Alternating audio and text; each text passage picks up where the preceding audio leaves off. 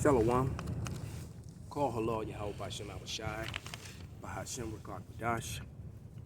Double honors unto the apostles and the elders. Salutations to all my fellow laborers doing this work in truth and sincerity, risking their lives and their freedom to do so now more so than ever. To the scattered elect that are scattered around the four corners of the earth, that be like unto the speckled bird, the Israelite foreigners, and to the Akwath that are listening and learning, to you I say Shalom. This is your brother Malcolm from the branch of the Great Millstone here in Chicago, coming at you with another lesson in truth and simplicity, and the simplicity that is Yahweh Shai, and the simplicity that is quite simply the truth. The truth does not need laws to protect it. The truth stands alone. You know, like a particular event that took place in World War II, and how they've made laws to protect the stories that surround it, or the story that's being accepted and pushed to the world about this particular event has more holes than Swiss cheese, but yet it is actually unlawful in some countries and in some places and on some platforms to mention the said event or to question it, even when there are even more overwhelming facts that prove that the story that has been told is totally and completely illegitimate. But I said all that to say this: the removal of the Apocrypha. Apostle Gabar and Apostle Ramlab, I saw two videos where they both went in on this subject matter. And through the Spirit, I watched both videos, and I was like, okay, I have to respond to this. And I just want to bring out a couple facts. And Apostle Ramlab's video was the one I watched last, so a lot of things that he said is resonate with me, because that was the last thing I heard. And when I started jotting down notes and things of that nature that I could so that I could edify. And the BDG, that's the Bible Destruction Group. The Bible Destruction Group operated or was born the same time that Babylon was. This bitter land, which is America. America goes back to the word Amerigo, named after Amerigo Vespucci, and the word literally translates bitter. And it has been very bitter for us here. All right? But this BGD, this Bible Destruction Group, started in 1776, and its primary goal was to basically break the, in layman's terms, the relationship between the Lord and his people, right? Because there's powers in the word of the Bible. I forget which one of the elders mentioned the book of Eli. I think it was Elder Gabar. And that the book of Eli was about the Bible, and how after this post-apocalyptic event, the character of Gary Oldman, was a character of an Edomite, wanted the Bible so that he could use it to control the people all over again. He wanted to control more than just the town that he had. He wanted to control everything that was left. And with the Bible, he could have done that, which is why he wanted it. But the crazy thing is that the Bible was under his nose when Eli was around the whole time. But even when he got his hands on it, it still wasn't for him. You see, this book was not for them. It was never meant for them. And the word Apocrypha, it literally translates to be sent away hidden. All right, roughly paraphrased. So the Lord knew that they were going to do this. All right. And the evidences that the Apocrypha is actually, a part of the Bible are overwhelming. That shouldn't even be an argument. The fact that they tried to remove it is the evidence of it in itself, because it did a couple things. All right. It brought in doubt. And how did they do that? Through their seminary schools. And then what else did they use? They used science. All right. And then they removed the Apocrypha in 1826. Supposedly, the BDG, Bible Destruction Group, disbanded at that time, but they didn't, just in name. And as Apostle Ramlett brought out the evidence that one of the, in their bylaws that each member was to replace himself. So if and we don't know how many members was, it could have been 50 of them, could have been hundreds of them, could have been 30 of them. But if each member replaced himself, then that was to ensure that this movement would carry on. And I'm willing to bet if there was enough diligent research done, you probably would find that a lot of these people in the Bible destruction groups are connected to these seminary schools themselves. This is why they teach doctrine in the way that they do. But I'm going to bring out one of my favorite scriptures real quick, because it relates to what was going on back then, and even more so to now, and that's that 1 Timothy 6:20. All right, because they're definitely using science as a weapon, and I can't not talk about that enough, because we're literally living that right now. This is 1 Timothy 6:20, and it reads, "O Timothy, keep that which is committed to thy trust, avoiding vain babblings and oppositions of science, falsely so called." So, my client this morning tried to lightly argue with me, trying to uphold false science. All right. And then he believes in into the sources where all this information is coming from.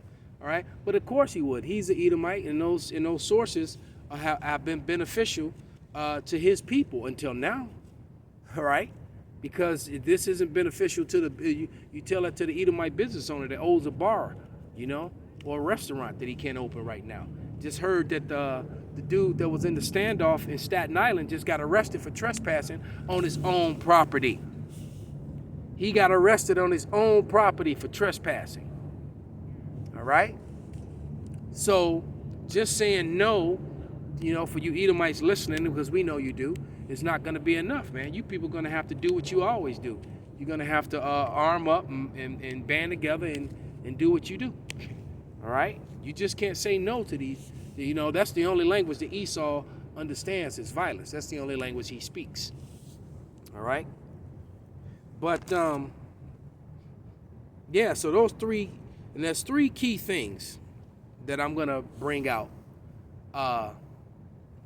From my own experience and what I've seen and what I've learned, there are three key things in the Apocrypha that really ruins it for Esau.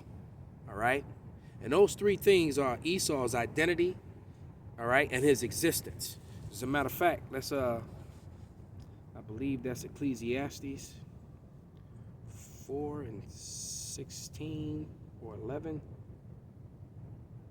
Yes, Ecclesiastes 4:16, and it reads, "There is no end of all the people, even all that have been before them.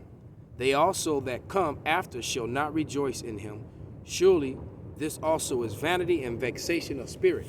So I'm 144% sure that the doctrine of the Edomites have been done away with was pushed by members of the BDG. There's no doubt in my mind. That's why I say that I know that their members have been attached to different seminaries and places of learning, whether it be in Catholic seminary schools or Christian seminary schools, because a lot of the lies that they teach are all the same. All right. Then there are a lot of differences too, because even Christianity is at war with itself. They don't all have the same doctrine. The only thing that they all pretty much push is the virgin birth, which is another lie, and that's about it. And the reason they do that, because that's one of my key things. That's part of the identity. Because minus the virgin birth, you don't have to prove. That takes away the bloodline specialty of the Lord and His people, and connection to Him and His people. All right. When it tells you in Wisdom of Solomon that there was let's see if I can find that real quick. I know that's in the 7th chapter.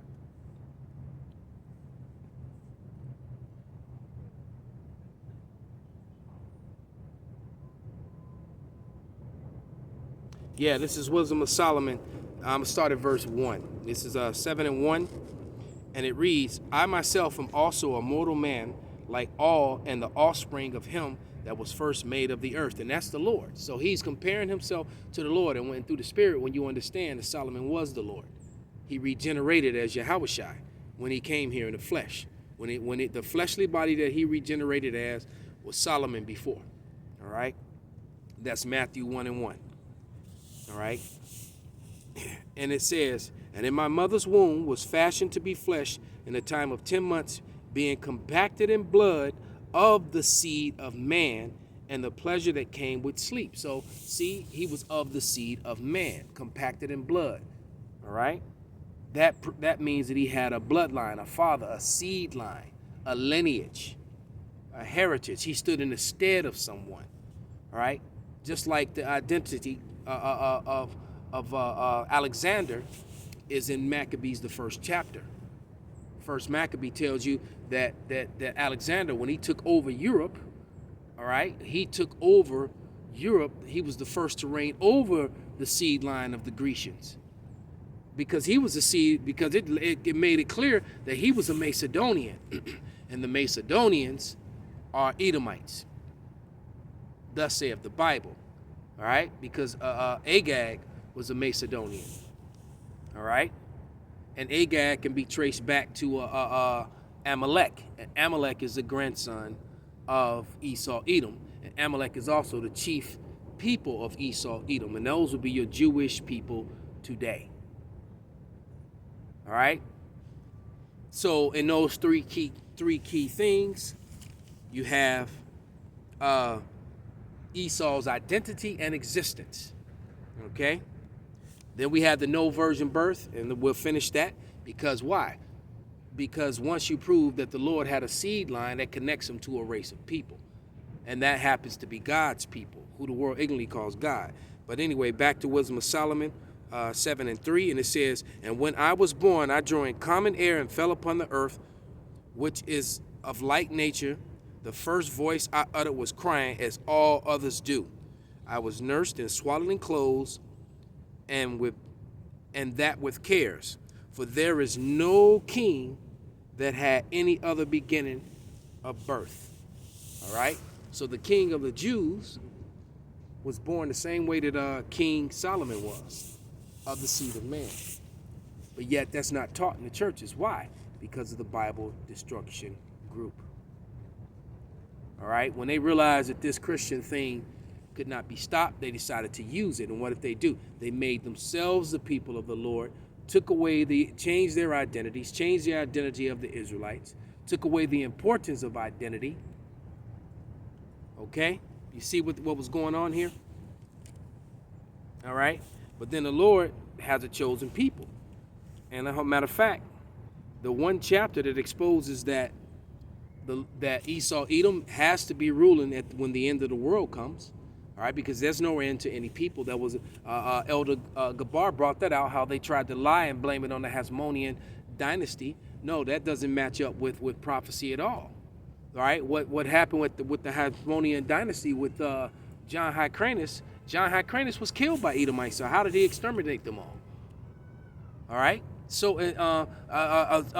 not John, but Simon. Simon his predecessor. All right. He was killed by Edomites. So was Jonathan. All right. And then the last of them was Simon of that family house of that dynasty, and he was killed by Edomites. I believe that's in Maccabees, first Maccabees, the 16th chapter, if I'm not mistaken. But when we go to Ezra's here. Matter of fact, I'll try to find that before I'm done. But let me go to Ezra's real quick. Second Ezra's, the 6th chapter, and the 7th verse, and it reads, Then answered I and said, What shall be the parting asunder of times, or when shall be the end of the first and the beginning of it that followeth? And he said unto me, from Abraham unto Isaac, when Jacob and Esau were born of him, Jacob's hand held first the heel of Esau. For Esau is the end of the world, and Jacob is the beginning of it that followeth. So at the end of the world, Esau has to be ruling. That's the prophecy. That's the fulfillment of the prophecy in Obadiah. All right? And then Jacob is the beginning of the new heaven and the new earth, which is spoken of in Revelation. Okay? So when you take that into consideration, you look at who's ruling the world. All right? And then you look at the prophecies, and it tells you the things that Esau would do. That he would live by the sword, and he would have he would have the choice places of the earth. He was sustained with much corn and wine, the fatness of the earth. Look where I am. I'm in Millennium Park. All these high-rise buildings, let's raise up, that surround this park are owned by and lived in by Edomites. Okay? Now, a couple of those are business buildings, but many of those, like those two right there in front of me, but all those back here, behind me, all right, those are the dwelling places and owned and lived in mainly by Edomites. And I promise you, there's not one seed of Jacob that owns any of these properties up here. None. All right? These buildings are owned by Edomites. Point blank, period. All right? They have the fatness of the earth. Go on with those lies, man. Okay? And then when you go in that same chapter to the 54th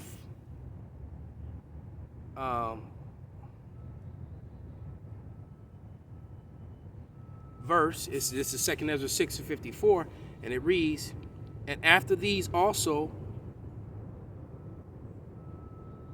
I'm going to start at 53. And upon the 6th day thou gavest commandment unto the earth, that before thee I should bring forth beasts, cattle, and creeping things. And after these, Adam also, whom thou madest Lord over all thy creatures, of him come we all, and the people also whom thou hast chosen. So there's a chosen line, and it is not Esau Edom. You don't get to to play the victim, because the only thing you are the victim villain. You play the victim when you're the biggest villain that the world has ever seen. Okay? Now if I can quickly pull out my actual Apocrypha. So I've got it written down.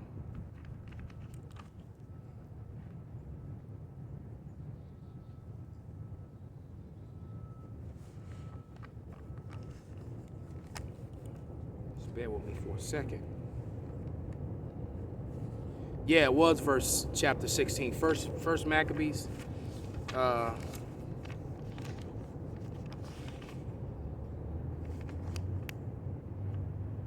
on a second.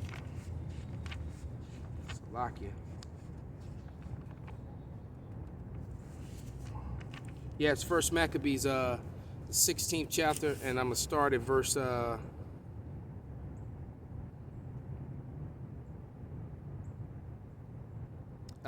12. No, at verse 11. Moreover, in the plain of Jericho was Ptolemy, the son of Abius, made captain, and he had abundance of silver and gold, for he was a high priest's son-in-law. See? So they're saying that the Maccabees destroyed the Edomites, but yet you had the high priest's son-in-law was married. His daughter was married to an Edomite. First mistake. Trust not thy enemy, sit him not by thee. See, they didn't take heed to the words in this book. Verse 13, wherefore his heart was being lifted up, as he thought to get the country to himself, and thereupon consulted deceitfully against Simon and his sons to destroy them. And his sons were named after Judas and Jonathan. All right? And it says, now Simon was visiting the cities were in the country and taking care of the good ordering of them, at which time he came down himself to Jericho with his sons Mattathias and Judas Salakia. He was named after his grandfather, his great-grandfather, and his uncle. And in the 167th year, in the 11th month, called Sabbat, where the son of Abbas receiving them deceitfully in a little hole called Dachis, which he had built made them a great banquet. So he made them a great banquet and received them deceitfully. All right. All right. And he had a hidden room. It says howbeit he had hid men there. So in that great banquet, he hid men there. Okay. And it says, so when Simon and his sons had drunk largely, Ptolemy and his sons rose up and took their weapons and came to the place upon Simon in the banquet place and slew him and his 2 sons and the certain of the servants. So there you go, man. There you go. He set them up and he slayed them. All right. So how were they done away with? All right. That means somebody is lying here. All right. And you know, and it's the BGD or the BDG, the Bible Destruction Group. Their influence is still being is in their voice, their tongue, that vibration is still moving through the earth now, as I speak. So with that, I'm gonna give all praises, glory, and honor unto Yahweh by Hashem, Yahweh Shai, by Hashem Rakakwadash, Wa Abba Babal. Shalom.